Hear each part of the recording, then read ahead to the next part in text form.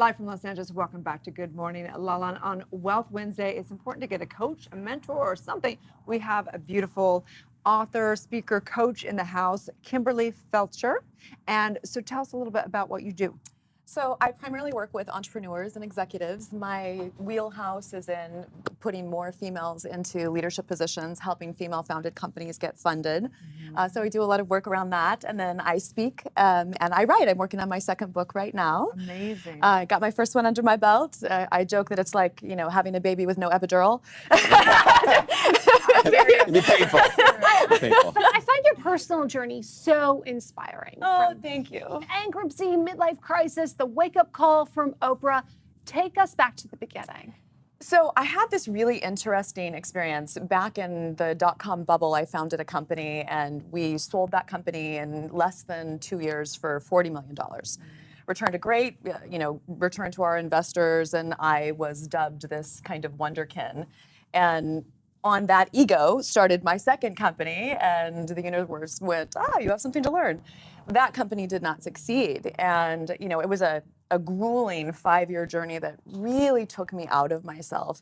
I sometimes think, while it's wonderful to learn through pleasure, we many times learn more through pain.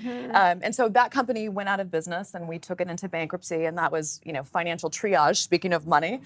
You think once you finish, but you don't. That was another couple of years of managing legal aspects, and I took a job that did not fit and was really just hiding because I was so ashamed of the failure, especially when I had been lauded for my success.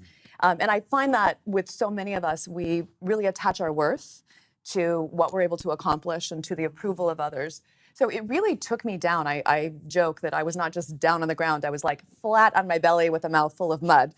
And I happened to be at an Oprah Winfrey event and had the chance to meet her, and of course, did not play it cool.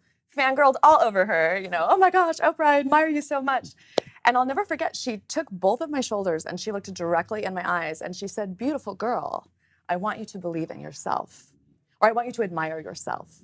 And I kept it together for a moment, and then I ended up, you know, in the bathroom at the convention center sobbing my eyes out because she said to me what I needed to hear, and I needed to get back in the game. And that really brought me back then into coaching and into writing my book and into now working on the second book and really being focused on the empowerment of women, teaching women how to take control of their power and how not to give it away the way I had done.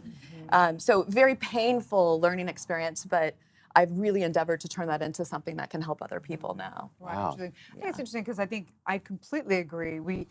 We have to never give our power out to the external world, but at the same time, we have to come to this reality in so many things. So how do you dance between helping a client do their inner work, their mindset work, but also learn their skill set work and have it be applicable in the real world? Yeah, sure. Well, I have 3 tools. I talk about, power is not something you have. I think we've all been given this host of rules that really disempower us. Power is something you do. And so power is 3 things. It's about your thoughts, your words, and your deeds. So you've got to handle your headspace and really get on top of that voice in your head. I call it the frenemy. That's always telling you what's wrong with you or why you can't do something. And I have a client actually replace that voice with her bestie voice. What would your best friend say to you? And then from your words, you know, it's not only what do you say about yourself, but what do you not say, right? You need to use your voice. And then the biggest thing is you have to align your actions with what you want. So we'll establish a goal, a true north, and then we actually start to line our behavior up with that, which sounds so simple, but most people do not do this. Yeah. They say, I want to be a best-selling author. Well, are you writing every day? Well, no, I'm thinking about a book, right? Or I want to have this great body. Well, are you working out every day? Are you eating well? So it's really just the simplicity of getting the mechanics in place, and then it's the mastery of the headspace is the biggest challenge that I find clients have. Interesting. Fantastic. So are there any specific sort of practices or skills or sort of tools that you use to help people, and particularly women, you know, sort of dive in and sort of deepen their experience of power? I mean, how can they do that? What tools can they use? Well, I think first you want to get clear about what it is that you want and what it is that's important to you. So we set goals and we establish priorities. And a priority is something that matters to you, like spending time with your family, or something that has to be done to make your life function, like paying your bills. And then once we've established those norms, the goals and the priorities, we begin to say no and remove everything that does not support those, either the priority in the life or the attainment of the goal.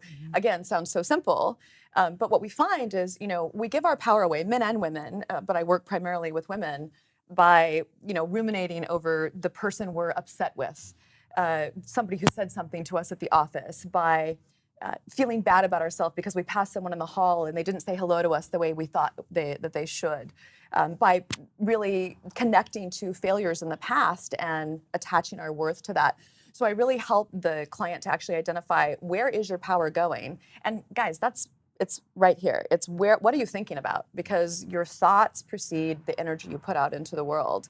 And really it's about getting into the mechanics of how she's managing her day-to-day life. Interesting. Thank you so much for sharing that with us. We really appreciate Oh, you. I'm And we so glad do to be here. admire you. Yes, we do. I hope you truly admire yourself now. Like, I hope it's all you too. I Please tell everyone where they can find and follow you. Sure, I'm kimfulcher.com, or Instagram, kimfulcher123, or Facebook, kimberly.fulcher. And hope to see you there. Thank you so much. Stay tuned. We'll be back with Thanks, more on guys. Kimberly LaLa.